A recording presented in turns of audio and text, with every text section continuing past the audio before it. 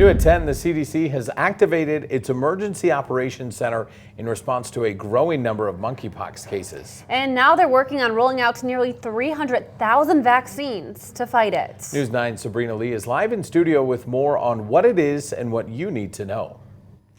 There are 343 confirmed cases of monkeypox in the U.S. as of today, and that's according to the CDC, but it hasn't been found in the Badger State just yet, and health officials are hoping to keep it that way.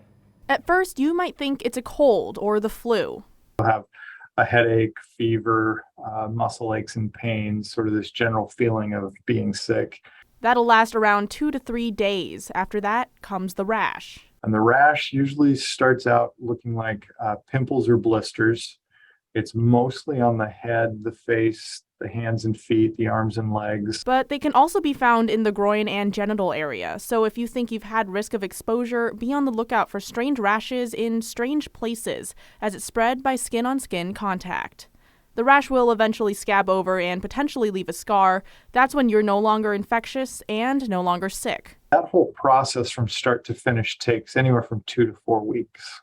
There are no confirmed cases in Wisconsin just yet, but anyone with risk factors should be especially careful. That, would be contact with someone who knew had monkeypox, for instance, or travel to a place where there was more monkeypox than others. So it's kind of a matching up of, do you have some risk factors, and also do you have some of the clinical signs of monkeypox? On Tuesday, the CDC announced they would be increasing monkeypox vaccine rollout for those who have been exposed and are at risk.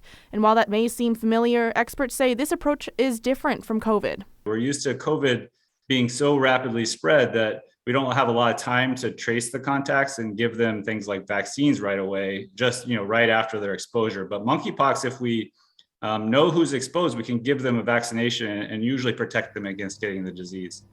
Now, just to be clear, officials are simply encouraging caution and awareness of this virus and say here in the Midwest, the risk of contracting the virus is minimal. Live in studio, I'm Sabrina Lee, News 9, WAOW.